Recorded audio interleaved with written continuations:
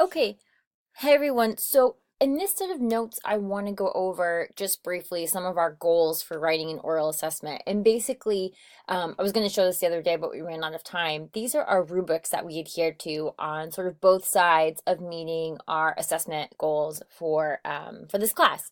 So some of these are going to look really familiar to you, but I just want to go over them so that hopefully you can see them on the screen right here. We can make sure that everyone is hitting these goals and you have a standard of what you're looking at for each assignment. Now, I will of course provide even more detailed rubrics, but these are sort of an overall that you can use to help critique yourself and also help you critique your peers in any sort of way. So, for example, there's a couple different, I'm looking at the written communication value rubric. This goes for any type of writing assignment. So, any style, any genre, any sort of technologies, text, data, images that you're working with, written communication of any kind. And this might look familiar to you because we use this rubric for all the writing classes. And you'll see why in a second that a lot of that translates over no matter what kind of writing that you're looking at. So I'm going to zoom in 1 second here. For being the best, obviously, that you want to sort of achieve here. The categories that we really want to look at are context of and purpose for writing, content development, the different genre and disciplinary conventions, of course, sources and evidence, and control of syntax and mechanics. So I'm going to start and go through each one here. As I said, 4 is the highest level of understanding, 1 being the lowest level of understanding that you have. So in terms of talking about context of and a purpose for writing, this is everything that we've been talking about, considering your audience, the purpose, and the circumstances that go around your writing. So to demonstrate utmost proficiency in this, you focus on all the elements of the work. It's very clear the context of what you're providing. You're very clear to your audience on what your message is, on what your purpose is, your reasons for writing whatever paper or whatever written component you might have for the class. This goes really well with content development because you have to know what exactly you're working with. Appropriate, relevant, and compelling content to illustrate mastery of the subject, meaning what are you using to show us that you know what you're talking about? Your understanding of what you're talking about and explaining, and how that shapes your whole work. Appropriate meaning it's on topic, relevant meaning, pretty recent in years, nothing too far back, and compelling, meaning that your audience actually wants to keep reading. They want to know a little bit more. It's an interesting topic. It's an interesting perspective. You can see how they go very close and close, hand in hand together. Genre and disciplinary conventions. What does this mean? This looks at formal and informal rules, really that look at what your expectations are for writing in certain areas. So for us here, we use MLA style in our writing class. We want to show that you pay attention to detail, that you can go through a wide range of conventions. You can organize your paper from beginning to middle, to all the research involved, to the end. You know the content, you understand the material, you didn't just plop it on the paper. You actually have an interest in what you're writing about. Presentation, so meaning it is clear, it's concise, there's no formatting issues, that goes right along here with everything's presented in the way that's supposed to be. And stylistic choices, the way you present your paper is intentional and also easy to follow along.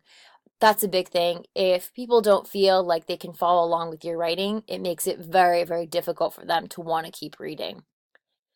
One of the bigger categories that often involves a great deal of struggle is that sources and evidence. So you want to make sure, especially for anything that we're writing and then putting into a speech, that you're trying to find the best, most credible, most relevant information out there. That becomes really important when we're trying to gather research and information on all of our topics. Control of syntax and mechanics, meaning grammar is never going to be perfect, but make sure that your language sounds like you, but is academic. Make sure it's clear and fluent. It's try to be as tried and true, as error-free as possible. Nothing is ever perfect, but you need to give yourself that time to go over everything. Now, these are the ways that we assess writing. You'll see as we assess oral communication are very, very similar, very, very similar ways. Your speech has to be organized. You have to have a specific introduction and conclusion. You've got to have material in the body, and you have to have transitions there to get you from one point to the next. Your language has to be imaginative, memorable, compelling. Yes, your audience wants to follow along. It also has to be appropriate to your audience. It has to be appropriate to the age of your audience, to the demographics of your audience. It has to be one that your audience is going to learn, to follow along, and to really be enjoyed, persuaded, entertained, all these different methods. So language is really big. We need to make that conscious switch from saying and talking the way that we sometimes text and or do other sort of ways of speaking that we just become very unmindful of because they kind of become just sort of our habit.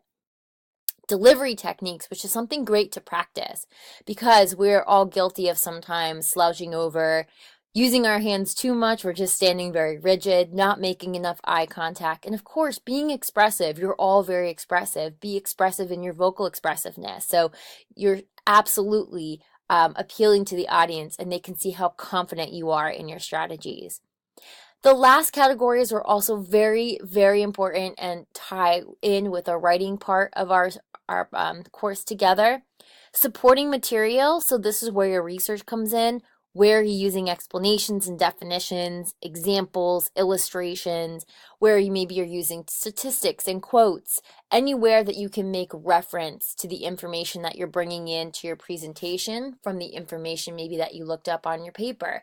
This helps establish credibility on your part, and it helps establish credibility on whoever it is that you're researching too. You want your audience to know that you are the most knowledgeable at this very moment, giving them that information. And of course, with that is your central message. So this becomes very, very important here. What is the message that you try to, I'm just going to move this up a little bit so you can see it here. What is the message that you try to get across throughout your speech? And that's not to say every 3 seconds you have to remind your audience of, oh wait, come again, here's my message, here's my thesis. But throughout the body of your speech, no matter how long it is, you should try to remind them, maybe in different types of ways, what your main purpose is, what your central message is, what your thesis, your points of analysis are. This can be done very quickly in a brief mention in a phrase or sentence, such as, let me remind you, or if you remember what I said earlier, or any kind of phrase like that to indicate that you're including repetition of a main topic. I find that actually audience members really like to be informed about what they're learning multiple times because it's hard to miss. If you're listening to a series of speeches, there's a good chance that maybe it's after a while you just kind of zone out, and you don't want your audience members to zone out. Now, as I said, to scroll back here, these are the rubrics that we look at overall for this class and that we use college-wide. So it shouldn't come as any surprise at these sort of categories of what you're seeing on here. Keep these handy when you're writing, and then when we go through and practice your speech making, it'll make a world's difference to make sure you know what areas we might want to focus on, which ones are your stronger points, especially when it comes to oral communication. I know a lot of you have been writing for a great deal of time, but I don't know how much time we actually take to reflect on our own speech making process that we make too. So I'm happy to go over these more in class, and like I said, I'll provide even more detailed rubrics, but I want to make sure you have these to go over so you can include and just kind of reference them as you are writing your drafts.